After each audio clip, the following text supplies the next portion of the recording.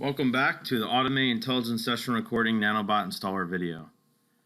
Okay, so once logged in, click on the Nanobot Setup Installer. This is downloaded off the Automate website.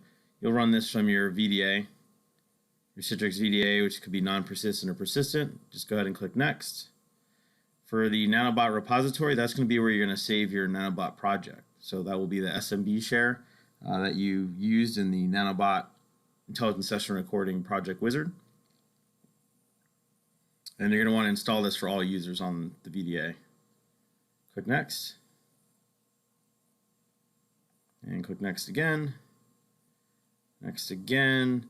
And now it's going to extract the files and install, and they'll be set up to run at login.